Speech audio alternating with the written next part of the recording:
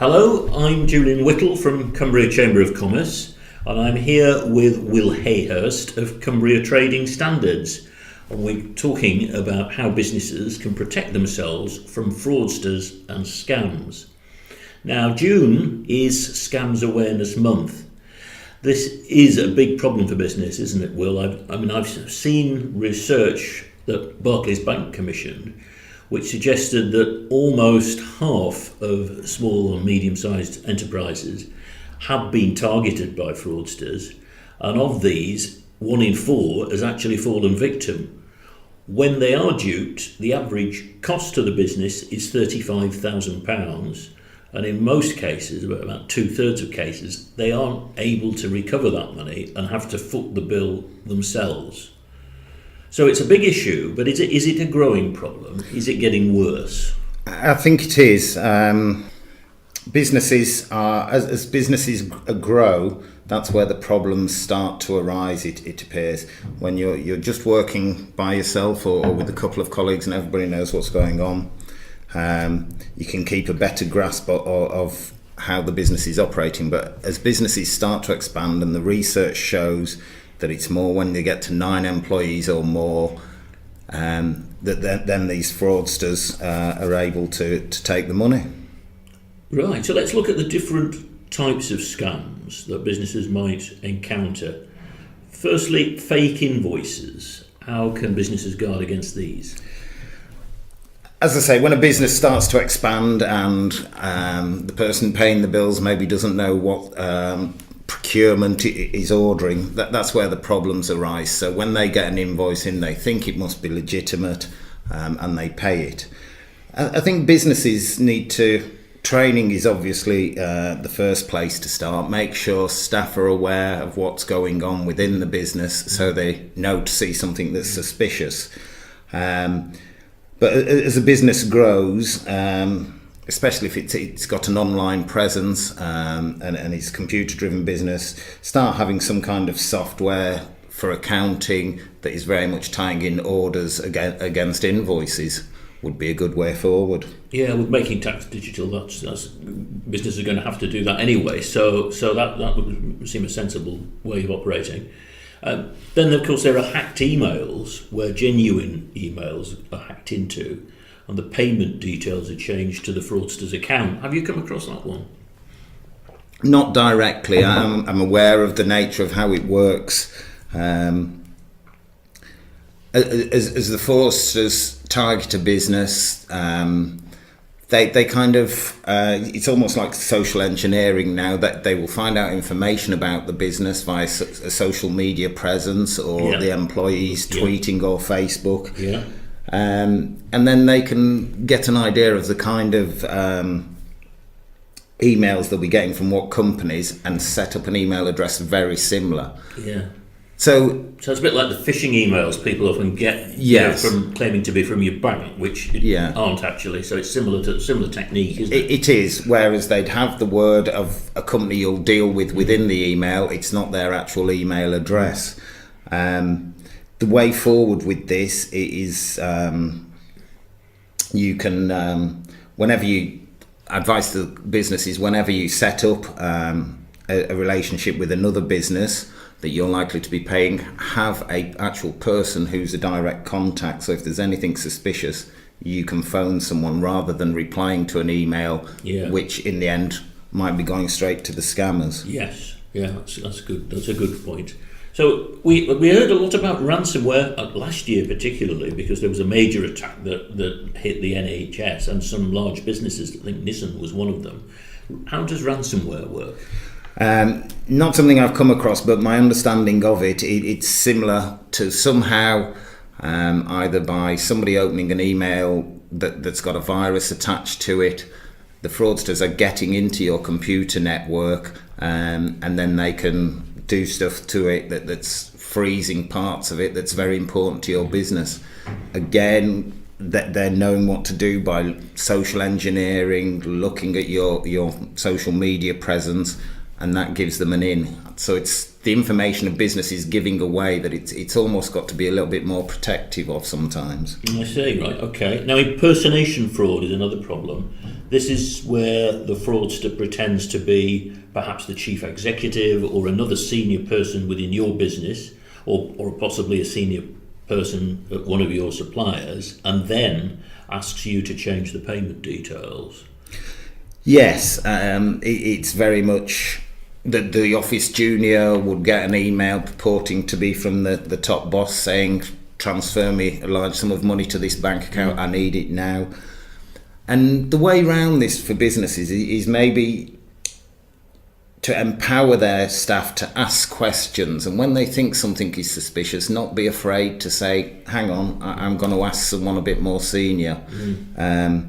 And again, training on what to look out for to find out what is suspicious there. So if in doubt, don't pay out, I suppose, should be the motto. It should be, but unfortunately the scammers try to put a bit of threat onto the employees and say, oh, well, we'll be taking you to court. Various other types of scams, HMRC scams, where it's you've got tax outstanding. If you don't pay it now, your company will be going to court. So they try and scare the employees. So like I say, as long as you empower people to say, yes, you have got an ability to ask questions and make decisions, it should help. Now, you mentioned a few minutes ago that when businesses get to a certain size, about 9 or 10 employees, they start to become attractive to scammers. Are there any business sectors or types of business that are most at risk that you've found? I'd suggest any business that's got more of a internet presence. There's information on the internet about the business, the way it's trading, the sectors that it's dealing with. That information is useful to the scammers because then they can. It allows them to piece together a picture, doesn't it? Yeah, it sounds more plausible when they then contact you because they seem to have a lot more information and you trust them. Okay, so now let's look at ways that businesses can protect themselves, starting with passwords. How can we make them more secure? It's the age-old problem. We've got to remember a password, but the last thing you will should be doing is writing it down or using the same password you did, but just changing a number. You've got to have a difficult password for somebody else to guess. So using capital letters, numbers, and symbols, and there's. If any training that you do out there, it gives a lot of advice on how to pick up a good type of password. So letters of a key phrase, something that you'll remember but nobody else will go for. So don't use your children's name, that kind of thing. Yeah, okay. But again, plenty of training out there online, free, some by the government, some by other organisations that are interested in this area. What about firewalls and antivirus software? What should businesses be doing there? Definitely, if they've got an online presence, and computers are the essential point of a lot of businesses these days. Make sure that you have good internet security software. Make sure you keep all the programs that you use up to date. Hopefully then your computers will remove a lot of the threat for you. Yeah, because I think coming back, we were talking about ransomware a minute ago. I think the problem with a lot of the businesses that were targeted, they hadn't kept their antivirus software up to date, had they? It's the antivirus software, the operating system for whatever type of computer you're using. It may cost money, but it's a very wise investment because the level of the loss that your business can take. Yeah. And what procedures should businesses put in place for processing invoices and dealing with requests to change payment instructions? As I mentioned earlier, if you always have a defined contact within a company that you're dealing with, somebody that you can ring up, that you're speaking to the right person. A lot of people reliant on emails these days, but as we've already discussed, an email not be coming from who you think it is. So if there's ever any doubt, if something's being asked to change, money go to a different place, we'd always recommend you ring up and speak to the person you know. Yeah. And again, it's down to empowering your staff, educating them about the threats that are out there and what to look out for. Now, I've read somewhere that it's actually human error that's the biggest contributing factor to cybercrime. What training then should businesses give their employees to make them more fraud aware, if you like? Basically, cybercrime, what it is, how it will target them, and what the effects could be. A lot of the smaller businesses, when they get scammed, that could mean they have to reduce staff. And if you start making staff aware that if they make a decision that could lead to that, it could be their job or a colleague's job on the line, then they will start taking it a bit more seriously. Because that's the problem, I think. Businesses aren't taking it seriously and they think we'll be okay, nobody's going to target us.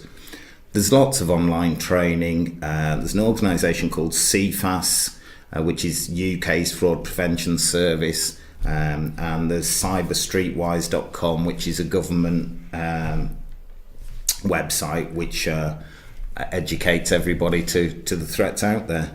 Okay, that's useful. And if worst comes to the worst and a business does fall victim to a scam, or perhaps it doesn't fall victim but it spots an attempted scam, what should they do? I mean, is there somewhere that they can report it?